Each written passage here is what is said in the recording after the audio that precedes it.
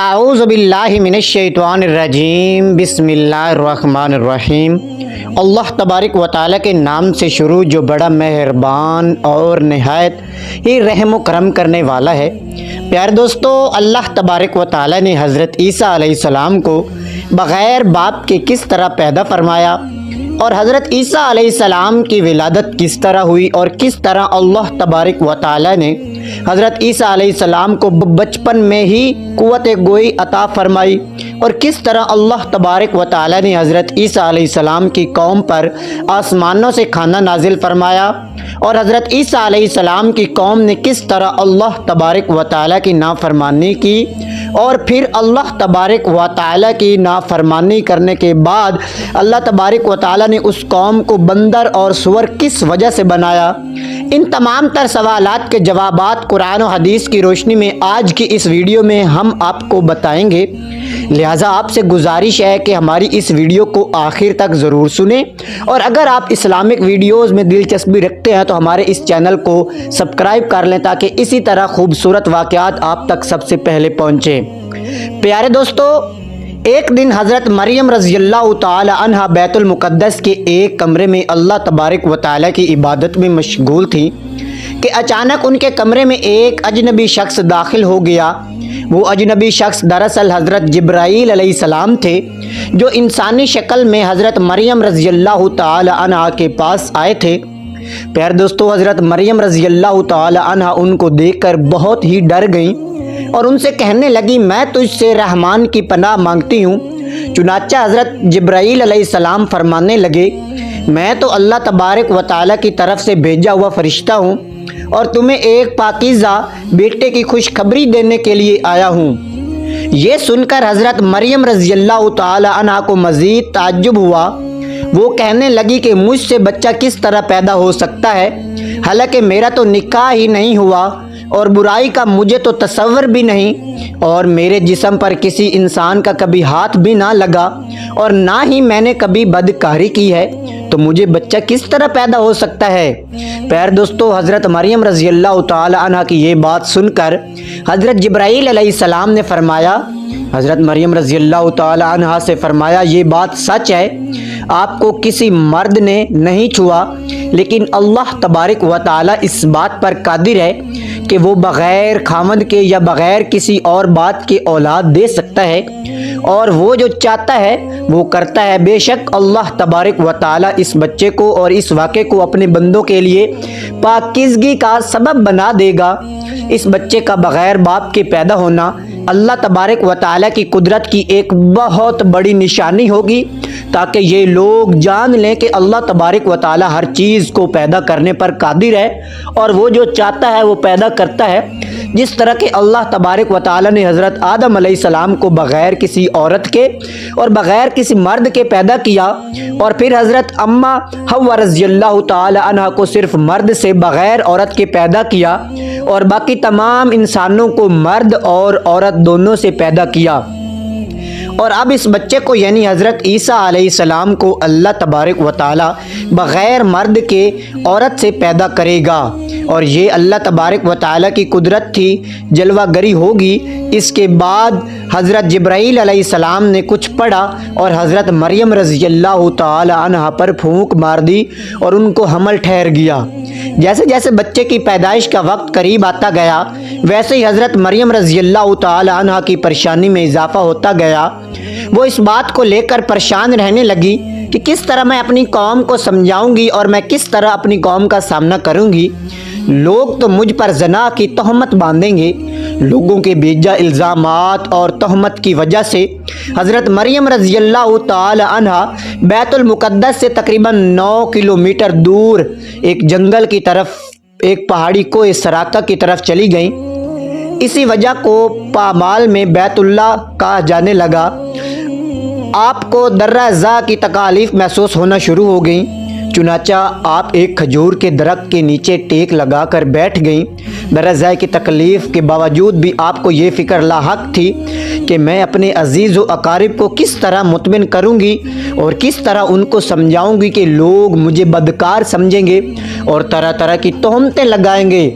آپ اسی سوچ میں مشغول تھی کہ اسی دوران حضرت عیسیٰ علیہ السلام کی ولادت ہو گئی۔ حضرت عیسیٰ علیہ السلام کی ولادت ہو گئی تو حضرت جبرائیل علیہ السلام نے وادی کے نیچے سے آواز دی، اے مریم علیہ السلام، پریشان نہ ہو، تمہارا پروردگار تمہارے ساتھ ہے اور تمہارے رب نے تمہارے قدموں تلے ایک چشمہ جاری کر دیا ہے،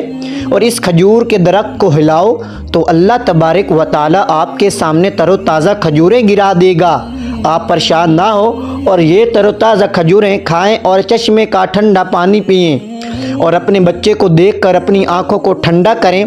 اس طرح حضرت مریم رضی اللہ تعالی عنہا کو 40 دن تک وہیں قیام کرنے کا حکم ملا، اور ان سے کہہ دیا گیا کہ اگر تمہیں کوئی بھی انسان نظر آئے تو اشارے سے کہہ دینا کہ میں نے روزہ رکھا ہوا ہے اور میں آج کسی شخص سے بات نہیں کر سکتی۔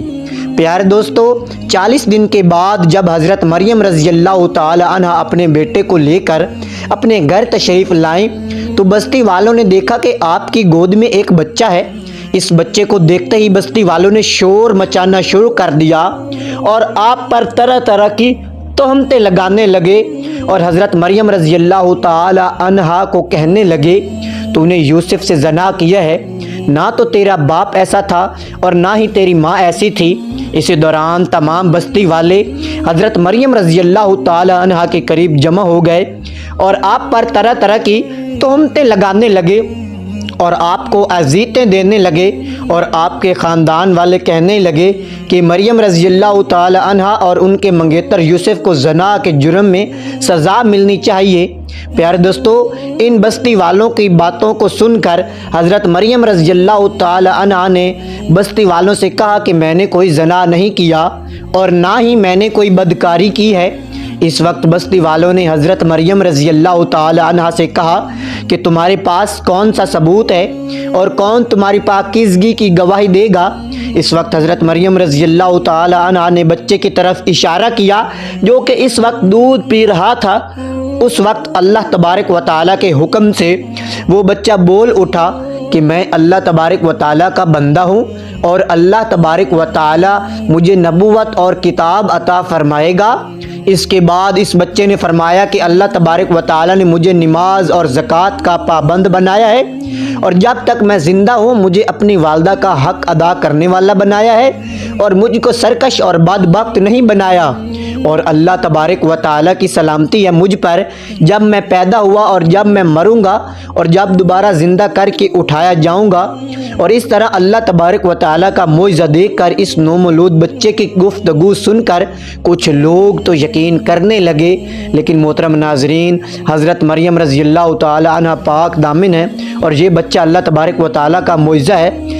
لیکن زیادہ تر لوگ حضرت مریم رضی اللہ تعالی عنہ پر تہمت لگانے لگے۔ ان تمام تر تکالیف کے باوجود وقت یوں ہی گزرتا رہا، اور جب حضرت عیسیٰ علیہ السلام کی عمر مبارک 7 سال کی ہوئی تو یہودیوں نے ان کو بہت زیادہ تنگ کرنا شروع کر دیا اور بیت المقدس کے حالات مزید خراب ہونے لگے، تو حضرت مریم رضی اللہ تعالی عنہ اپنے بیٹے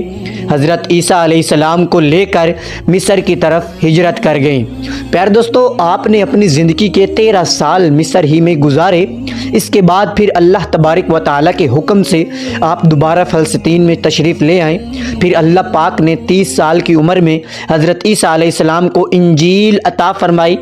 اللہ پاک نے حضرت عیسیٰ علیہ السلام کو بے شمار معجزات سے نوازا تھا، جن میں قابل ذکر معجزات کچھ یوں ہیں کہ حضرت عیسیٰ علیہ السلام بغیر والد کے پیدا ہوئے اور ماں جی گود میں ہی گفتگو کرنا شروع کر دیا، اور حضرت عیسیٰ علیہ السلام مٹی کا پرندہ بنا کر جب اس پر پھونک مارتے تو وہ اڑنے لگتا، اور حضرت عیسیٰ علیہ السلام نبینے کی آنکھوں پر ہاتھ پھیرتے تھے تو اس کی نظر درست ہو جاتی، اور کوڑ اور جزام کے مریضوں کو ہاتھ لگاتے تو وہ بالکل تندرست ہو جاتے۔ پیارے دوستو، اور جو کچھ بھی لوگ کھاتے یا پیتے یا اپنے گھروں میں چھوڑ کر آتے تھے ان سب کا علم آپ کو ہوتا اور آپ سب کچھ تفصیل کے ساتھ ان لوگوں کو بتا دیتے۔ محترم ناظرین، ان سب معجزات کے باوجود بھی بنی اسرائیل کی قوم آپ پر ایمان نہ لائی اور آپ کو جھٹلاتے رہے، اس طرح آپ پر تہمت لگاتے رہے چند لوگ ہی ایسے تھے جن کی تعداد 12 بتائی جاتی ہے، یہی لوگ حضرت عیسیٰ علیہ السلام پر ایمان لائے اور ان کو قرآن پاک میں حواریون کے لقب سے پکارا گیا ہے۔ جس طرح کہ اللہ تبارک و تعالیٰ قرآن پاک میں ارشاد فرماتا ہے، جب حضرت عیسیٰ علیہ السلام نے ان کے کفر کو محسوس کر لیا تو کہنے لگے کہ اللہ تبارک و تعالیٰ کی راہ میں میری مدد کرنے والا کون کون ہے؟ تو حواریون نے جواب دیا، ہم اللہ تبارک و تعالیٰ کی راہ میں آپ کے مددگار ہیں۔ اللہ تبارک و تعالیٰ ہم پر ایمان لائے اور آپ گواہ رہیں کہ ہم آپ کے تابع اور فرما بردار ہیں۔ اس کے بعد حضرت عیسیٰ علیہ السلام تبلیغ کی غرض سے اپنے حواریوں کو لے کر شام کی طرف روانہ ہو گئے اور وہاں پر اللہ تبارک و تعالیٰ کا پیغام پہنچانا شروع کر دیا۔ محترم ناظرین، لیکن وہاں پر بھی بنی اسرائیل کے لوگوں نے آپ کی بڑھ چڑھ کر مخالفت کی اور آپ کو طرح طرح کی تکالیف پہنچانا شروع کر دیں اور ہر طرح سے آپ علیہ السلام کو اذیتیں دینا شروع کر دیں۔ پھر ایک دن حضرت عیسیٰ علیہ السلام کے حواریوں نے عجیب ہی فرمائش کی، جس کو اللہ تبارک و تعالیٰ قرآن پاک میں یوں بیان فرماتا ہے، اور جب حواریوں نے کہا، اے عیسیٰ ابن مریم علیہ السلام، کہ آپ کا پروردگار اس بات پر قادر ہے کہ وہ ایسا کر سکتا ہے کہ ہم پر آسمان سے کھانا نازل فرمائے؟ تو حضرت عیسیٰ علیہ السلام نے کہا، اگر تم اللہ پر ایمان رکھتے ہو تو اللہ سے ڈرو۔ تو وہ بولے، ہماری خواہش ہے کہ ہم اس میں سکھائیں اور ہمارے دل تسلی پائیں اور ہم جان لیں کہ تم نے ہم سے سچ کہا اور ہم اس نازل ہونے والے کھانے پر گواہ رہیں گے۔ حضرت عیسیٰ علیہ السلام نے اللہ تبارک و تعالیٰ کی بارگاہ میں دعا کی،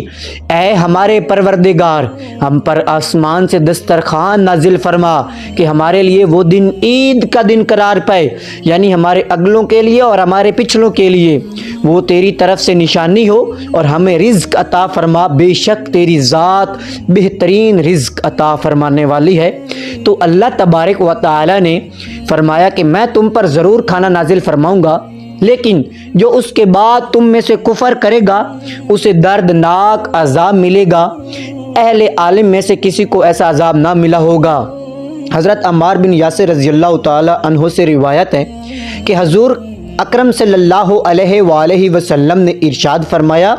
آسمان سے دسترخوان اترا جس میں روٹی اور گوشت تھا، ان کو حکم ملا کہ خیانت نہ کرنا اور ذخیرہ نہ کرنا اور نہ ہی کل کے لیے جمع کر کے رکھ دا، لیکن ان لوگوں نے خیانت کی اور اس کھانے کو ذخیرہ کیا اور کل کے لیے جمع کر کے رکھ لیا، تو اللہ تبارک و تعالیٰ نے ان کے اس نافرمانی پر ان پر دردناک عذاب نازل فرمایا اور ان لوگوں کو بندروں اور سوروں میں تبدیل کر دیا۔ اس طرح حضرت عیسیٰ علیہ السلام کی قوم کے وہ نافرمان لوگ اللہ تبارک و تعالیٰ کے عذاب کے اندر مبتلا ہوئے اور وہ بندر اور سور بنا دیے گئے۔ جب حضرت عیسیٰ علیہ السلام کی عمر مبارک 33 سال کی ہو گئی تو اس وقت تمام یہودی حضرت عیسیٰ علیہ السلام کے خلاف ہو گئے اور آپ کو سولی پر چڑھانے کا فیصلہ کر لیا۔ حضرت عیسیٰ علیہ السلام کے زمانے میں شام کا علاقہ رومیوں کے زیر نگرانی تھا، جہاں ان کی طرف سے جو حکمران مقرر تھا وہ بھی ایک کافر تھا۔ اس طرح یہودیوں نے اس حکمران کو بھی حضرت عیسیٰ علیہ السلام کے خلاف کر دیا اور ان کو سولی پر چڑھانے کا حکم دیا۔ چنانچہ اس طرح اس بدبخت حکمران نے یہودیوں کی بات مانتے ہوئے حضرت عیسیٰ علیہ السلام کو سولی پر چڑھا دینے کا فیصلہ کر لیا، لیکن اللہ تبارک و تعالیٰ نے حضرت عیسیٰ علیہ السلام کو باحفاظت آسمان پر اٹھا لیا، جس طرح کہ اللہ تبارک و تعالیٰ قرآن پاک میں ارشاد فرماتا ہے، اور انہوں نے کہا کہ ہم نے عیسیٰ علیہ السلام کو سولی پر چڑھا دیا، جو اللہ تبارک و تعالیٰ کے پیغمبر تھے۔ حالانکہ انہوں نے حضرت عیسیٰ علیہ السلام کو قتل نہ کیا اور نہ ہی سولی پر چڑھایا، بلکہ ان کے لیے عیسیٰ علیہ السلام کا مشابہ بنا دیا گیا۔ جو لوگ ان کے بارے میں اختلاف کرتے ہیں وہ گمان میں پڑے ہوئے ہیں اور بے شک ان کے پاس کوئی علم نہیں، بلکہ اللہ تبارک و تعالیٰ نے ان کو اپنی طرف اٹھا لیا اور اللہ تبارک و تعالیٰ غالب حکمت والا ہے۔ حضرت عیسیٰ علیہ السلام قرب قیامت میں حضور پاک صلی اللہ تعالی علیہ وآلہ وسلم کی امتی بن کر زمین پر نازل ہوں گے۔ حضرت عیسیٰ علیہ السلام ہی وہ نبی ہیں جن کا ذکر قرآن پاک میں سب سے زیادہ بار آیا ہے، اور آپ ہی بنی اسرائیل کے آخری نبی ہیں، اور حضرت عیسیٰ علیہ السلام نے بنی اسرائیل والوں کو نبی آخر الزمان حضرت محمد مصطفیٰ صلی اللہ تعالی علیہ وآلہ وسلم کی بشارت دی تھی،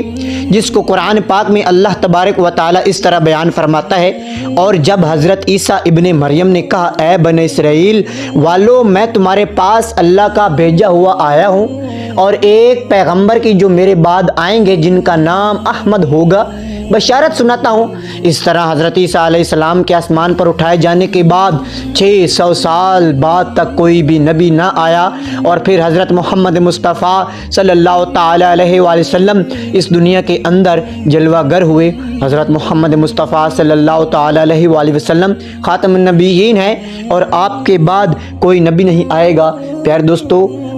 امید ہے کہ ہمارا یہ واقعہ آپ کو پسند آیا ہوگا۔ اللہ پاک ہم سب کو